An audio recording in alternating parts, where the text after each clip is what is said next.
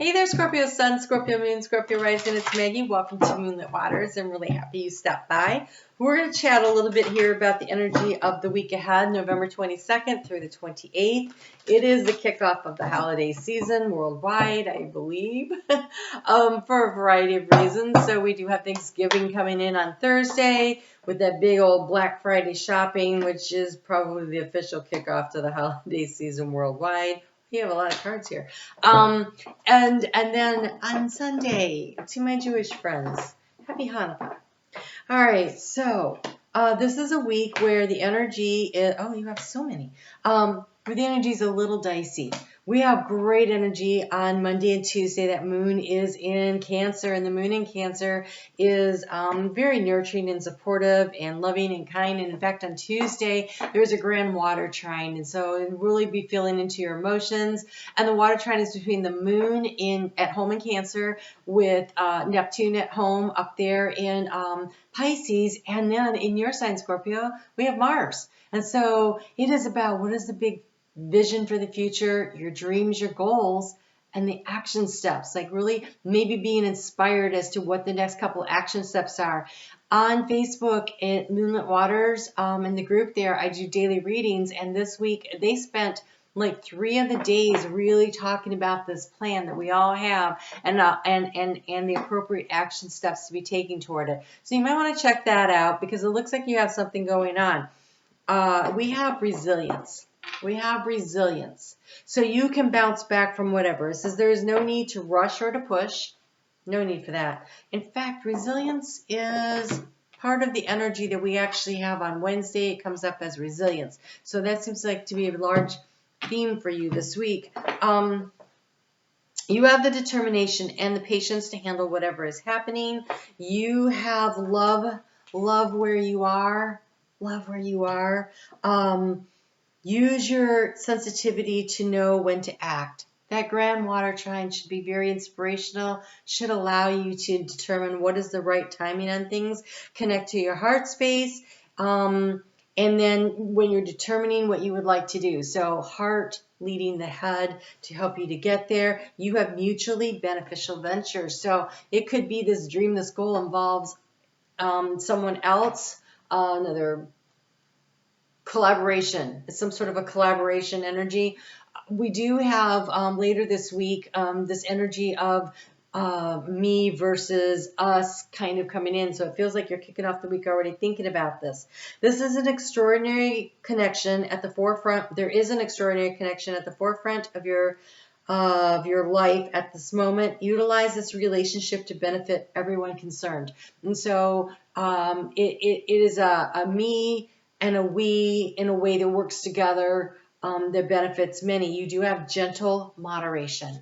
Again, not rushing, not pushing, right? And it says, take your time. Pressure from others or from yourself can be released by renegotiating what you're trying to accomplish. So it is not necessary to get the, Rome is not built in a day. That's what they just said. Okay, so it's not necessary to get everything done.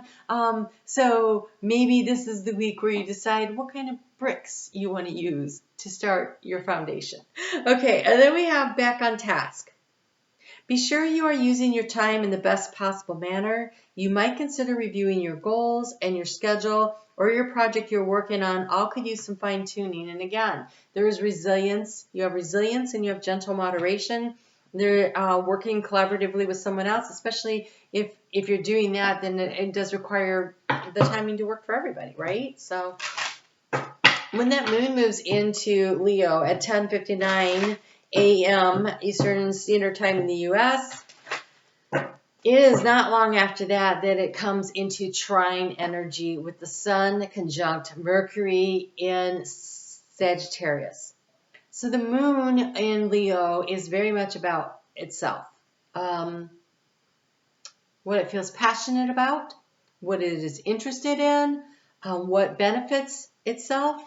And when it's in trine with the Sun in Sagittarius, you get a vision of how far, what is the distance this idea can go, and what is the truth of it, or how do you, it shines a light on the communication aspect and also on the truth aspect of it, and a little bit on the organizational aspect. So organization ends up being a thing later this week, and so I think you get a sneak peek at like next steps kind of things coming up. So that's Wednesday. Thursday, that moon in Leo is having a rough day, which means translates to people emotions are going to be a little raw.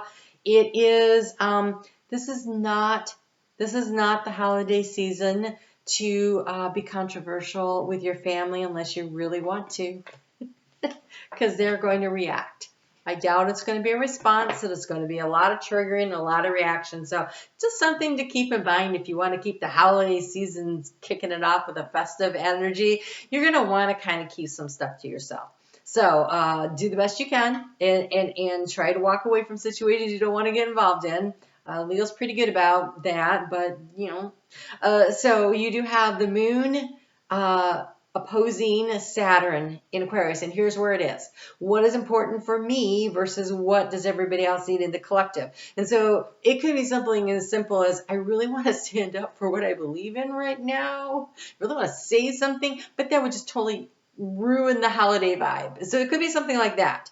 But it could be larger. It could be this project you're working on or this idea that you have that it serves you, but how can I also get it to serve someone else? And so you might be inspired because the outlet point of this T-square is Uranus and Taurus. And so Uranus and Taurus wants to shake up the foundation of things and reset some stuff. So it could be that you get a thunderbolt idea like, oh my gosh, this is what we need to do. Or it could be that you find that it's an explosive argument and you don't really know. So you'll have to be on the lookout for that. The tension between these planets continues. It continues. There's a lot of planetary tension that's going on Friday also. So if you are one of those Black Friday shoppers, after all my years in the mall, that is not me. I'm like, I don't want anything to do with that. But if you are and you're out there and you're whatever, try to take your good manners and your good behavior with you and be the shining light, because you have here the tomato shine. You can set the example for how everybody's supposed to act. And Leo, you do shine. So this is a chance for you just to step into your superpower of being you. And then we have the gratitude of the honeydew dragon, which, considering that Thursday is the Thanksgiving here in the United States, I think it's cute that showed up. And not only that, but the moon placement for that day is also gratitude. So all that was super interesting to me. So there is this energy around being really appreciative of what we have and who we are as a person, and then who we are in relationships and who are the people are in our relationships. And so really trying to, put the best foot forward this week would be very, very helpful. The moon's going to move into Virgo. I wanted to say Venus. I have no idea why. One is to move into Virgo at 9:12 p.m. Eastern Standard Time here in the United States on Friday. And so the moon in Virgo wants to get things organized, which is really perfect because if you're like, that's a great day to decorate for the holiday season, right? But it's also a really great day if you're working on something specific, to be able to put some of the stuff down on paper, to be organized about what you're doing, to plan things ahead, to schedule maybe what you're going to do over the next 6 or 8 weeks here. Like, it is a time to just get yourself organized, create that space for yourself so that you can move forward in a way that's very comfortable and not all hell. Oh my goodness, you got so many again. All right, so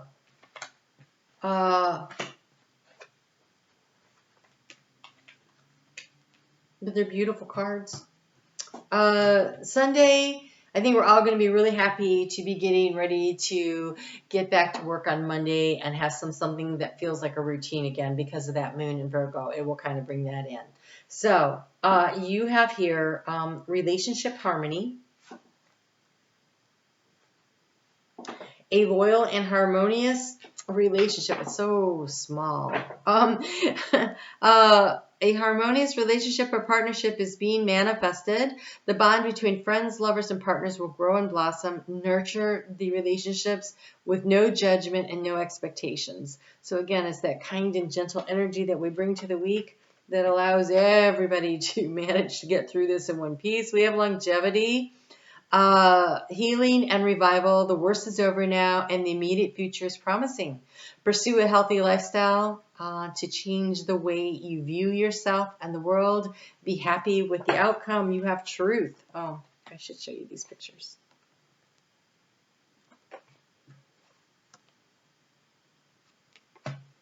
So that is that Mercury conjunct the Sun energy. You have the truth. You have arrived at a sense of realization.